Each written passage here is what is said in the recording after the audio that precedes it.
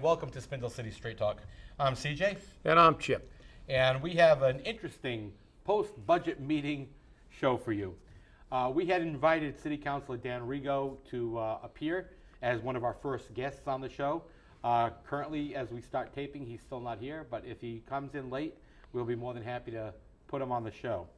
Let's address what happened last night. There was rumor that the City Council budget would be passed last night because the Finance Committee meeting had been canceled.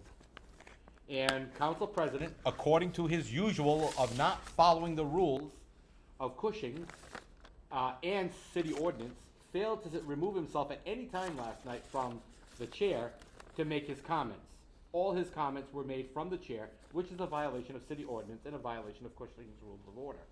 And some people think that's a small thing, but for this City Council, it's a regular and recurring practice. I asked City Councilors Mitchell, Mayoza, and Rigo if they had changed their votes. Dan Rigo said he hadn't changed his vote, and he had no intention of changing his vote. Councilor Mayoza said, as of this point in time, I have no idea what I'm going to vote, and Councilor Mitchell was the same way. Prior to this vote was being taken, which we had guessed it would be a 7-1 vote, which it was, with Councilor Rigo not changing his vote and standing up for his principles and what he believed in, and we applaud him for that. Now, there were 10 citizens who were trying to get ready to file a lawsuit had the city passed this budget last night. And the budget was passed, but with some changes. The strange changes were that the mayor met the shortfall in the school department budget, which would have had a deficit. And so there was no deficit budget placed. Therefore, the 10 citizens were bootstrapped. They were not able to file a lawsuit for filing an illegal budget. So maybe we applaud the city for that, maybe we don't. We have to applaud them because we're not going into a 112 budget. The interesting part, and Chip's going to love this, because we always try to figure out how they did this. They took away from the following departments money. They took $150,000 away from the police department overtime, $120,000 away from employee benefits, $30,000 from the law department, and their expenses, another $60,000 in legal appeals, $10,000 away from the assessor's salary, $4,500 away from the treasurer and a tax total custodian, $5,000 away from the treasurer's expenses, $5,000 away from the auditor's expenses. Could that be his gas budget? I don't know. $2,000 away from the auditor's salary, $5,000 incentive pay for streets and highways, which is payable to Ken Pacheco, $1,000 away from the city administrator travel, $2,000 away from human resources salaries, $2,000 away from city clerk salaries. And then, giving to the school department district, they gave them $500,000. They deducted $250,000 from the school transport, and they used $146,500 out of stabilization money. Reductions, $396,500. Increase on the school department for $396,500, giving a total proposed appropriate order initially was $238,385,264, with a reduction of $396,500, gives you a revised appropriation order of $237,988,764. This met net school spending, according to the budgets presented, by 100.04%. So they basically stopped the lawsuit from going forward. Good or bad, that's a decision you make. But they know they still have a shortfall to be certified in October of $2.8 to $6 million. What do you think, Chip? Fuzzy math? Well, Flanny math? Flanny math, voodoo economics, voodoo math. I think the total, what were the total cuts? Around $300,000? $396,500. We could only figure out $300,000 worth of cuts. to come out of this increases that the law department's had, all the new positions we've established. We could only find well, even if it's, let's go up higher and say almost 400,000. 400, not even $500,000. That's absurd. Come on. I mean, Perry Long's salary went from 40,000 to 75. It's almost doubled in about the 3 years he's been employed. We've got a attorney that's making 81,000, and she's 2 or 3 years out of law school, and assistant DAs are making 31,000. We've got assistants that didn't exist before, and pay raises for people with no experience at an entry level. It's just ridiculous. So number one, the city again has proven why we can't allow the people who are running it to continue to run it, because they don't understand the fundamental thing about a budget is you can't spend money you don't have. And this budget, the projections are ridiculous. He's going to have to come up with $6 million in October. I don't know how that $6 million is, because right off the bat with the health care, and I'm reading from a report that a professional and considered one of the best in the state who evaluated the health care, it's about the incurred but not reported. It says basically that the incurred but not reported is the bigger issue. As mentioned, Blue Cross Blue Shield expects the incurred but not reported to be $8 million. This number makes sense based on the claims level. The way the city is calculating liability is not typical. What a surprise. We figured out our own way to do our math, even though everybody in the state does it differently. Thus, we have less in reserve than they would need, and they would have to pay the incurred but not reported and the insured premium rate if we went to a premium, but they don't have enough in reserve. There's the big line. They don't have enough in reserve. They've also underestimated the costs, which means they're not going to make as much. So we've got the pay as you throw with their over-projecting how much they're going to make. We've got the health care, which they're over-projecting how much they're going to make. And in October, guess what? We're going to have another deficit. And next year when we run this budget, we're going to have the same problem that we had last year, because the budget last year was full of holes. This one is even worse. And to have people flip and pass this budget 7-1 at a higher, I mean, I'm sure Linda Pereira probably would have voted against this budget. It would have been the same. But I don't know how Joe Camara could vote for this budget. He didn't vote for last year's budget. This year's budget's even worse. I mean, I don't know why people at that council meeting, we had city councils say, we have to vote for this budget so we don't destroy the city. Guess what? You guys have already succeeded in doing that. This city is destroyed. Look around. Do I have to tell Pat Casey that this city is in the toilet? Look around. People taxes are going up, fees are going up, people are abandoning ship. We have virtually no workforce. We can go over those numbers later. It's incredible. They can't figure out that this city is in trouble. Well, the thing is that, a lot of comments were made last night by different people. And true or false, right or wrong, are irrelevant. But I mean, Councilor Rigo went on the radio yesterday and said that he would support this budget if the mayor resigned. He asked for the mayor's resignation. That's got cojones. I mean, he has a set on him, obviously, that are pretty big. And then Pat Casey calls him out in the city council chamber on a 4 or 5 minute diatribe of how the budget's fine if the mayor resigns, but he was elected by the people, he represents the people. That's a wonderful thing, okay? I don't have a problem with that. Every council is entitled to their opinion.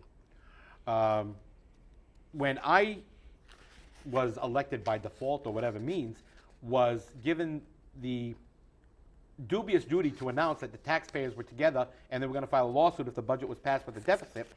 Councilor Pelletier made a comment and said very clearly that you and your friends want to destroy the city, go right ahead. And the thing that they weren't getting, and I don't know what the problem is, because even after the meeting, the only person who spoke to me saying what you did was good, now that I understand what you were trying to do, was Councilor Pelletier. Councilor Casey refused to talk to me. She was right in front of Superintendent Meg Mayor Brown, and she was screaming at me that I set her up before, and she's not going to get caught in it again, and if you want to destroy the city, go right ahead. Again, somebody who only sees what they want. Comments were made on Facebook all last night about the passing of this budget, that the city's now totally destroyed, and they couldn't believe what happened. Somebody made the comment that politics is politics, personal is personal, which I have said on this show I don't know how many times. Just because I don't like your politics doesn't mean I don't like you. So when you personalize it, you make it worse. I was verbally accosted that a gentleman in the city council chamber before the meeting yesterday had to step in and say, if you two want to fight, take it outside.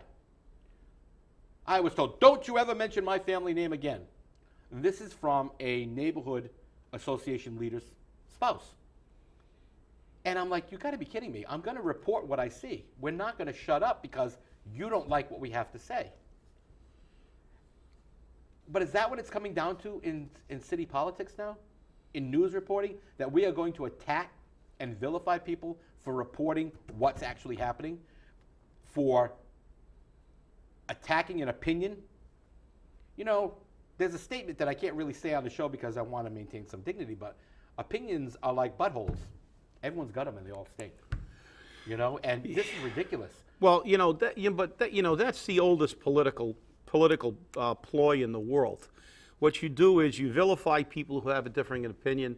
You attempt to paint them as being obstructionists, as being detrimental to the city moving forward. Well, I don't know about you, but I've lived in Fall River with the exception of my time in the military when I was away. I lived in Fall River my whole life, and I look around at this city, and I see a city that's just failing in everything, and I see a government that just doesn't get it. For a city council to say that to try to spend money judiciously, to try to prioritize how we spend our tax dollars, rather than just do the old adage, tax and spend, and make no attempt at tightening the budget, and then accusing the people who want to try to maximize the ability of this city to deliver services to the people of this city, and still try to maintain livable taxes and fees so maybe we can attract people back into this city, tells me something very simple. They don't belong in those seats.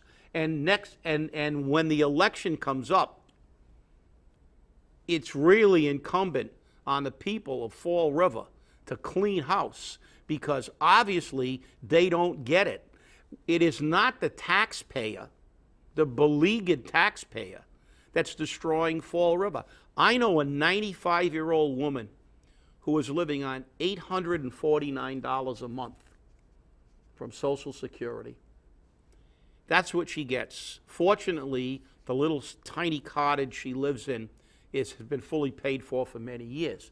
However, her two daughters have to help her with some money. This woman is living on, look, not $849 a week, not $81,000 a year. This woman is making under about $10,000 a year. And that's what she's living on. And she has to pay her water bill, her tax bill, her meter fee, and everything else. And we have these people sitting in the city council saying that people who want to try to control this incredible spending that this mayor has really done since he got in office. Everybody forgot that this mayor gave pay raises to virtually all the unions during an election year so he could get their votes. He's hired all kinds of cronies. the number of people working for the city and appointees have doubled. This looks like an inverted pyramid. We have the least amount of people in the fire department, in DPW, and we have more people lurking the halls of City Hall with patronage jobs than ever. But it's the people who are trying to rein this runaway train in that are destroying the city. Well, you know, I don't know about Pat Casey's diatribe, but the fact is, she is one of the major problems. She has never voted against any mayoral initiative for any mayor while she's been a city councilor. And while I don't have anything against her personally, she is without a doubt, and I have been involved in politics in this city for over 30 years, well over 30 years. I took over the Firefighters Union in 1981. I began tracking budgets and doing things, and I've been doing it ever since. And I can say without reservation, she is the poorest excuse for a representative of the people I have ever seen. Well, you know, the thing is, you and I both know that the way you get elected in Fall River is to give them a good chow mein sandwich and you're all set. And that's the problem. But, you know, when we really start looking at this budget that has now been approved, the budget is already a failure on its face. Through good resources, I found out that the International Association of Firefighters, as well as our local firefighters union, had independent auditors, independent budget people look at these budgets. The first resource that looked at it had just done one in Haverhill, another city in Fall River, and he said, I thought I saw the worst budget before in my life in Haverhill. I never thought I was going to see anything worse until I looked at the Fall River budget. And his opinion was that Fall River can't even afford to buy a gallon of milk. And the International Association of Firefighters felt that they had to do the same audit with a different person or company because they wanted to verify what was found. And again, it was verified. Do you blame Jason Burns for the firefighters that were laid off? No, I blame the mayor. I blame the city administrator. I blame the city council. Why? Because none of them took the necessary steps to plan for the loss of the SAFER grant. Because we never do that in Fall River. We don't plan. We never act proactively. We react. And now we're looking at the police department is losing $150,000 in overtime money. Oh, well, I guess if we need extra police officers on the road, we're out of luck. You know, and this is what happens. And Kathy Ann Viveris lied last night. Flat out and blatantly lied.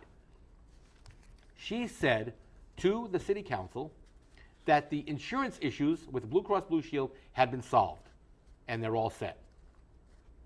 Now, I have on very good source, I wonder who that might be, that the matter has been solved. As a matter of fact, they're going to be meeting today to discuss whether to approve or deny this Blue Cross Blue Shield issue. So if that's going to happen and it's not done, how can they say this budget is fine? You know, many people have said it. This is going to be the budget that sinks or swims the mayor.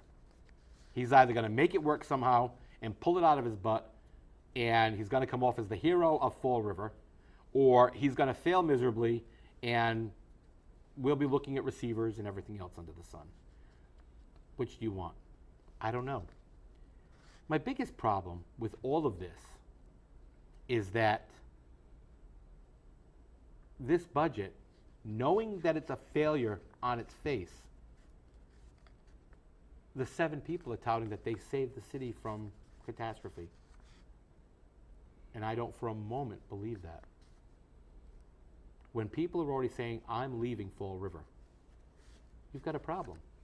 And then a comment that was made, which was overlooked by the infamous 7, and probably 90% of the people of Fall River, was the fact that the mayor said that the only way pay-as-you-throw works. Now listen to this, and if you want to go back, I'll go back. We'll go back at some point and bring you the video. I'll put it right here on the show where he said the only way that pay-as-you-throw works is to assess a fee on the property owners. Brockton currently assesses a fee of about $75. So not only are we going to get pay-as-you-throw, but the way to make that work is to attach another $75 to every building in the city of Fall River. Because without it, it doesn't work. So you wonder why people privatize?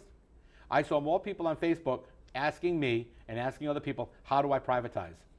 How do I privatize? And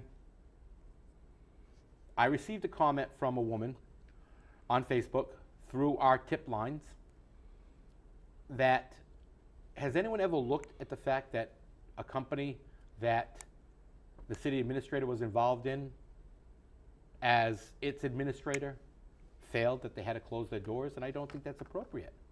Do we have the actual facts on that? No, but I'm going to get them. So that's a rumor. It is a rumor. But I'm going to get them, and I'm going to find out the company, and I'm going to find out why they went belly up. And if it's for the same thing of poor budgeting, then we're in the same bit. But last night, everyone was getting congratulations to Kathy and to the mayor. You got your budget done. Hooray, hooray. But you know what? I don't think the budget's done. I think the smoke and mirrors patrol was on and running rampant. And I think the people of Fall River are the ones that are going to suffer for it in the long run. Well, the reality is that we're the little Dutch boy sticking our finger in the dikes again. This budget is I guess everybody's forgotten last year. I guess we should probably have a program where we have the tapes of Sean Kadim saying that city side was sustainable, and now we can get Kathy Ann Viveris and everybody applauding the fact that we've managed to we've plugged in money with all these anticipated funds that we get from fees like assessing every property owner $75.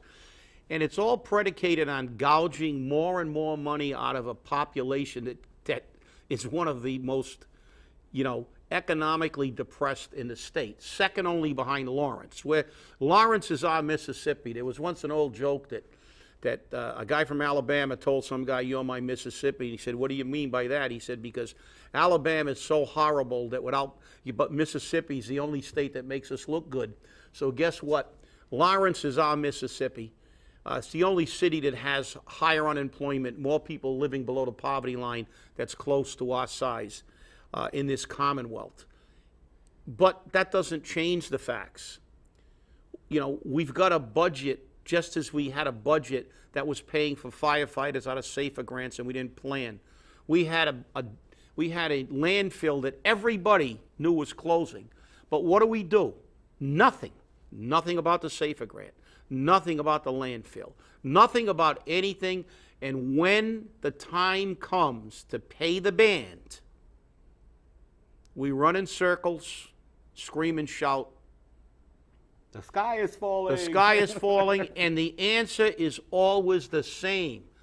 With no preparation, we don't need to prepare.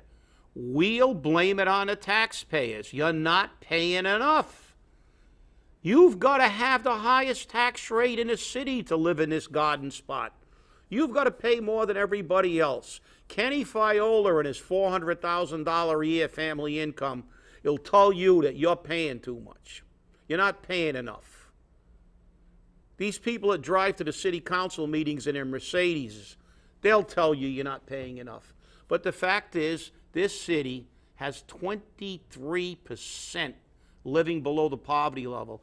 And after these bunch of clowns get through, we might have 50% below the poverty level. And I can tell you one thing, virtually anybody who can get out will get out. So if anybody's destroying the city, city councilors, look in the mirror. All 7 of you can now be branded the malevolent 7, not the magnificent 7. That's true. And, the thing that really bothers me a lot is that when we speak out against them, we're the naysayers, as we've talked about before. I'm an enemy of the state. And now what's the next thing that, as you call him, the Messiah is looking at doing? He wants a CSO rebate removal on the airport, the industrial park in the airport, because No stormwater goes into the Taunton River. It doesn't go into the sewers. It goes into a culvert created at the industrial park where all the water goes, so they shouldn't have to pay that fee. Well, if we do that, guess what? Our water department can't be budgeted properly. So what happens then? well, we put it back on the So residents. so is the taxpayer who has property, who has that doesn't have any runoff into the CSO, do they get a rebate? No.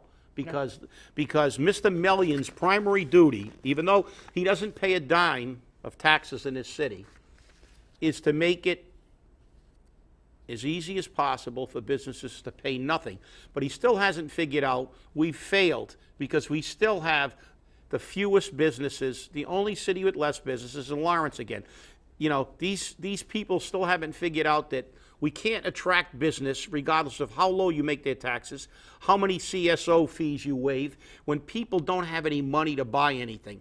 And you continue to take the same people that you want to support businesses and shift the burden onto them until you break their backs. That's why the Chamber of Commerce in Fall River is as big a failure as the city council. I can't argue with you there.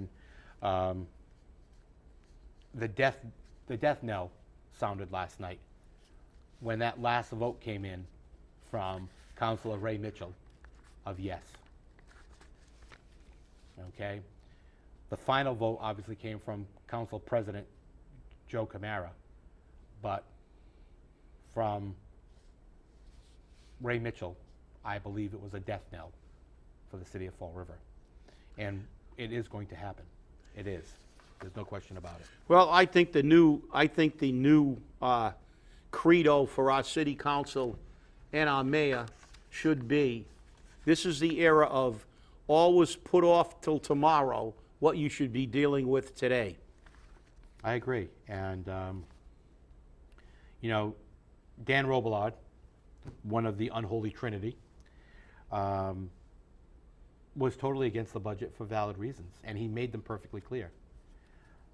But when you feel that you can't talk to your mayor or talk to your city administrators or your department heads or your city councilors, you have to wonder why. Thank you for watching. I'm sorry it's a somber show. We'll see you next time here on Spindle City Straight Talk.